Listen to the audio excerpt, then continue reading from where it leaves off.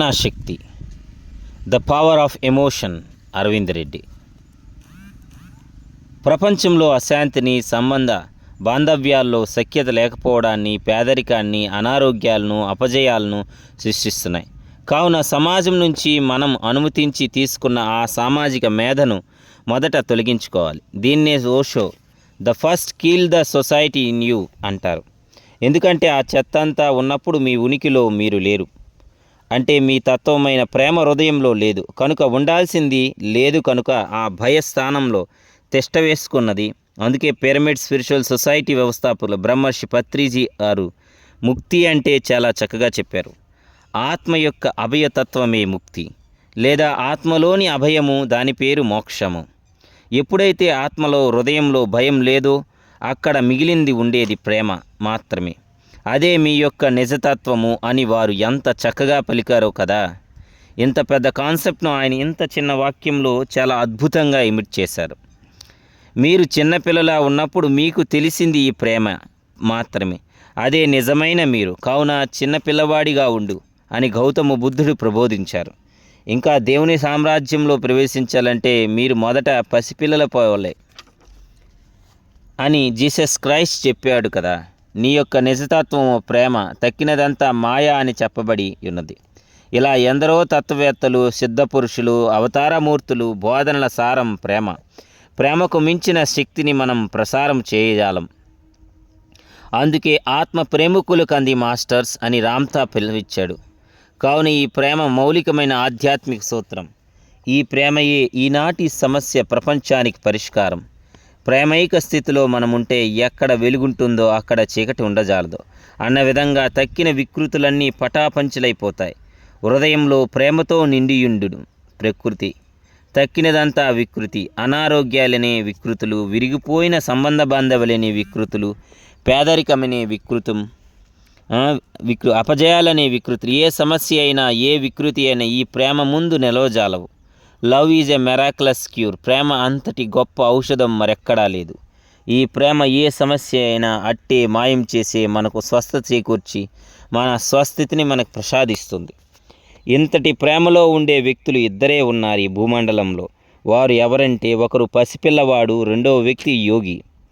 పసిపిల్లవాడు ఏ మాలిన్యము అంటవు, అతడి ప్రేమైక స్థితిలోనే ఉంటాడు. అందుకే పిల్లలు దైవ సమానులు అంటారు.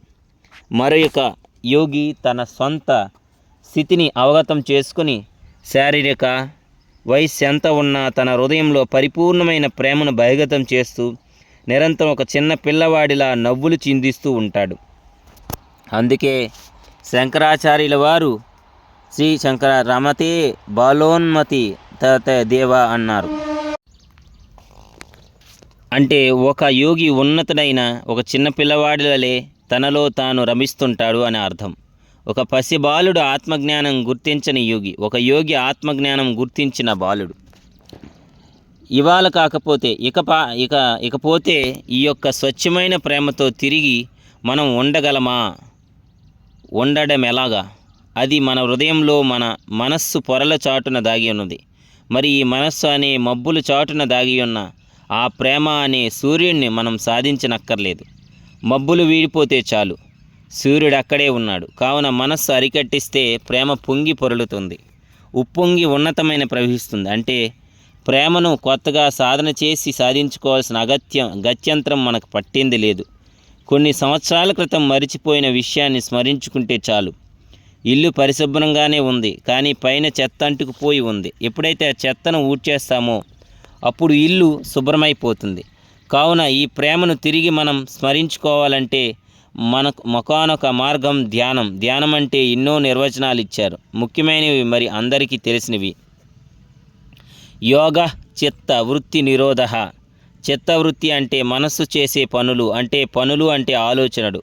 కావున ఆలోచనలు కట్టిపడేయడమే ధ్యానం అని పతాంజలి తన యోగ శాస్త్రంలో ప్రస్తావించాడు. ధ్యానం నిర్విష్యానాం మనం. మనస్సులో ఏ విషయాలు లేకపోవడం ధ్యానం. Meditation is doing nothing Osho. ధ్యానం అంటే ఏమీ చేయకుండా ఉండడమే. అంటే భౌతిక శరీరంతో కానీ మనస్సుతో ఆలోచనలు కానీ ఏమీ చేయకుండా ఉండడమే ధ్యానం అని ఓషో నిర్వచించారు. ఇలా ఎందరో మహనీయులు ధ్యానాన్ని ఎన్నో విధాలుగా నిర్వచించారు. అన్నింటిలోనూ కామన్ పాయింట్ మనసులో ఏ ఆలోచనలు లేకుండా ఉండడం. ఆలోచన రహిత స్థితి అంటే సమాజం నుంచి నేర్చుకున్నదంతా ఆగిపోతే, అంటే మనస్సులో ఆలోచనలు పొరలు విడిపోతే మనస్సు లయమైపోయి మీరు కేవలం హృదయంతో ఉంటారు. అప్పుడు మీ నిజతత్వం బోధపడుతుంది. ఇంతకాలం సామాజిక శక్తులు మరియు మానసిక ఆలోచనలతో అణిచివేయబడ్డ ప్రేమ కట్టలు తెంచుకుంటూ ప్రవహిస్తుంది.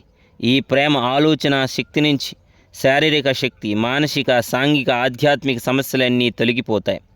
ఇంకా చెప్పాలంటే సృష్టిలో సకల పదార్థాలు, సకల ప్రాణికోటి ఈ ప్రేమశక్తితోనే అనుసంధానమై ఉంది. కాస్మిక్ ఎనర్జీ లేదా విశ్వమయ ప్రాణశక్తి కూడా ప్రేమే. ఎలాగైతే అగ్గిపుల్లను ముట్టించి అగ్నిజ్వాలను రగిలిస్తామో, అలాగే ధ్యానంలో ఆ కాస్మిక్ ఎనర్జీని, ఆ ప్రేమశక్తిని గ్రహించి మనలోని ప్రేమ అనే అగ్నిజ్వాలను రగిలిస్తాం. మరి ధ్యానం ఎలా చేయాలి? ఒక చోట కూర్చుని కానీ, శరీరాన్ని పూర్తిగా విశ్రాంతి స్థితిలో కానీ, కళ్ళు రెండు మూసుకొని మీలో జరుగుతున్న స్వచ్ఛమైన నిశ్వాసలను గమనించాలి. మధ్య మధ్యలో ఆలోచనలు వస్తే వాటిని వెంటనే కట్ చేసి మళ్ళీ మీ యొక్క శ్వాసను గమనిస్తూ ఉండాలి. ఇలా చేయగా మీ మనస్సులో ఆలోచనలు సాంద్రత తగ్గి ఒకానొక స్థితిలో ఆలోచన రహిత స్థితికి చేరుకుంటారు. ఇలాగా మనస్సు మీ వయస్సు ఎంత ఉంటుందో అన్ని నిమిషాలు సాధన చేయాలి. అదే కనీస సమయం, ఆపై మీ ఇష్టం. మీ అంతరాత్మ ప్రబోధాన్ని బట్టి ఎంతసేపైనా చేయవచ్చు. కావున నిరంతరము ధ్యానం చేయటం వల్ల ద్వారా మనం మరచిపోయిన ఆ పసితనపు హృదయాన్ని, ఆ ప్రేమను, ఆ దివ్యత్వాన్ని మనం తిరిగి పుణికి పుచ్చుకుంటాం.